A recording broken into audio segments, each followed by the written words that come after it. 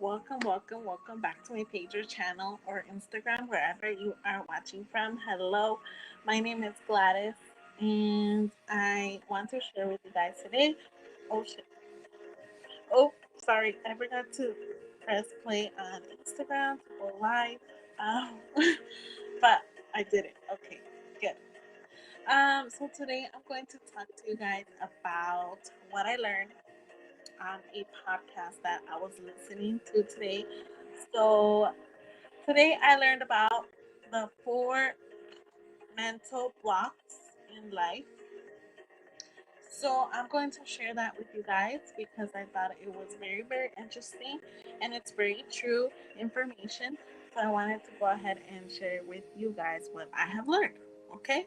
So, what are the four blocks in life? Four mental blocks in life. So these four mental blocks in life are assumptions, interpretations, limiting beliefs, and gremlins. So I'm going to tell you guys what each one is and share with you guys a bit of information and examples of what they are. Um, so I want to share with you guys because these are four mental blocks that are very important to identify. So I just want to go ahead and let you guys know so that you guys can learn what I'm learning. Okay, so assumptions. Assumptions are the expectation that we have failed, and we are assuming that if we failed once, we're going to do it again. Okay, so if you guys feel like that, or if you have ever felt like that, go ahead and comment a number 2 in the comments. And if you are watching this in replay, go ahead and comment replay. Okay, guys? Okay. So, one example of an assumption that I have, for example, when I was younger, I was actually crocheting.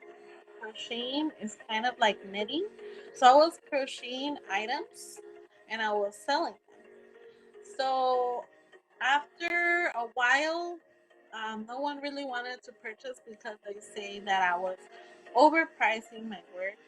When in reality, I was not, because if you guys know how to crochet or you have knitted something before, you know that it takes hours. So just imagine how much time and effort it takes to make that. And then people were undervaluing my work. So that made me give up on making and selling those items. So I stopped. Um, so that is one assumption. I was like, well, I stopped because no one was buying, because I was overpricing my items according to some people, right? Um, so I also had joined another company a few years ago. It was a network marketing company, but that company was only related to traveling. And so I actually tried to have friends join me, and when they said no, I decided to give up and stop, right? So I have given up very easily in the past for a lot of things. And then another example that I can give you guys is I joined another makeup company, and I was actually um, trying to sell makeup for the first time. And since no one bought from me, I went ahead and gave up on that as well. Even though I love makeup, I know how to do makeup, I didn't try it. And so basically, an assumption is like something because you believe that you're not good enough, so you're just not gonna even try. Okay, so that is one thing that I learned. So one thing that can help you remove those assumptions is go ahead and write down 5 ways that you are different now than when you failed before. So, for example, now I am more determined, I am more motivated, and I let go of those negative thoughts that people will not support me. So, I am still keeping and moving forward no matter what anyone thinks or says. Okay, so that's three, I know, out of five, but you guys get it. Um, and another one, the next one that I'm going to be talking about is interpretation. And yes, I'm looking at my notes because I took the notes. Interpretation. So, interpretation is the belief that we have about something. So, there is a difference between what is true and what is the truth. So, an example of that is when you say you're bad at something when you haven't even tried it. So, an example of that many people have told me, for example, since I have been on YouTube for a while, and they're like, "Oh my God, I love your videos!" Like I could never do that because you're already assuming that you're bad at it. You're already assuming that you can't do it, so you're not even gonna try. You know. So just because you see something through a different lens doesn't mean that you are bad at it.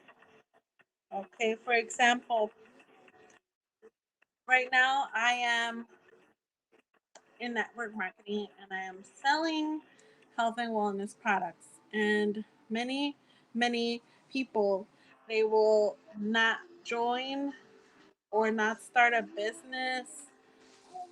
They will not start something because they assume that they will not be good at it.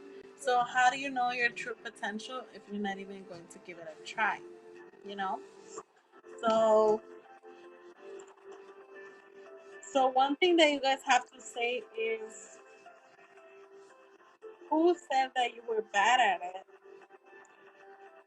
or who told you something that caused you to believe that you're bad at everything, and that can be a trauma from the past. Maybe a teacher in the past told you that you're not good at this and you're not good at this. So you're always going to be thinking that in your head because it's something that is like a trauma stuck in your brain. So that is something that we have to work on. Okay. Um, the next one is limiting beliefs. And limiting beliefs is a generalization or stereotype, an idea that we learned and accepted about ourselves, and it is limiting us. Examples of this can be I can't be successful because I am chunky or fat, and everyone in this industry is good looking, skinny, Barbie, smart. You know, that's an example. An example of a limiting belief that I had um, was I cannot be a makeup artist because there's already a lot of makeup artists, so I'm not going to be successful. But that is something that is not true because there's a lot of makeup artists. Like for example, Rihanna, she was a singer, or she's a singer, right? She's famous. Right now, she hasn't really made new music, but she started her makeup line. So she started her makeup line knowing that there's already so many other makeup lines. That did not stop her. She did not let that stop her. She did not let that become a limiting belief. And what happened? She was very successful with it. If you guys know Fenty, then that means it was successful, right? And another limiting belief example will be I can't lose weight because I have tried and I gain it back. So, one thing that you guys have to do to remove these limiting beliefs is just to think about how does that belief limit you and what makes it true to you. Okay? And the next one that I learned about that affects us mentally, which is the fourth mental block in life, is gremlins. So the gremlins, they tell us we are not enough. Basically, it is you in your head telling you that you can't make it. And a gremlin comes to you in your own voice. Look at it as your conscience, and you have to realize that it's not you. So what we have to do is that we need to embrace the gremlin and what it is saying to you. It is saying to you to protect you because they don't want you to get hurt. So they hurt you before you can hurt yourself. So we have to embrace it, understand it, and thank it and say, thank you for protecting me. So these gremlins go all the way back to childhood trauma. So so think about what is the gremlin protecting you from doing? What is the gremlin protecting you from? So what you have to do is give your gremlin a name, for example, Nicole, and say, okay, Nicole, thank you for protecting me, but you have to motivate me. You cannot keep telling me that I cannot do something because of this and this, or because you don't want to see me fail. You know, you have to thank the gremlin for protecting you, but you have to give it a new job so that my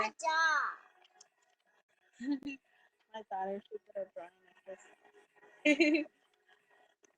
Good job, mama. So we have to give our gremlin a new job. So a gremlin is going to stop you from doing things that push you forward. And that is also called fear. So a lot of us have those gremlins, those fears. Um, so the gremlins are basically new opportunities, and we have to move through them because what is on the other side is really what we want, but we're so afraid to move on that we listen to those gremlins and we do not move forward. For example, let's say if you have a problematic relationship, right?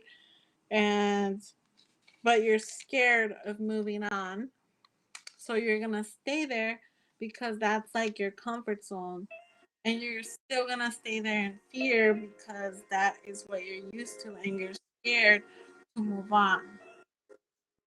That's an example. Another example that I have, that I wrote down here in my notes so I wouldn't forget, is let's say if you don't like your job and you're staying there because it's your comfort zone, because you're scared you might not find something else that's stable. Maybe you're happy with the hours you're working. Maybe you're um, happy with the pay you receive, but you're staying there because you're in your comfort zone. So those are the four blocks in life. So I hope that you guys learned a little bit just like I did. Um, Thank you guys so much for listening to me. If you listen to me, if you understand me, go ahead and give this video a like. And I recommend for you guys to listen to audios or podcasts or read books because they're amazing and we learn so much from them. Like, I honestly am in love with them. Like, I don't even listen to music as often anymore because I rather listen to an audio or a book, an audio book. Um, you know, I wish I was this into studying like I was in school before. Because honestly, I kind of hated school and I hated doing my schoolwork and everything like that.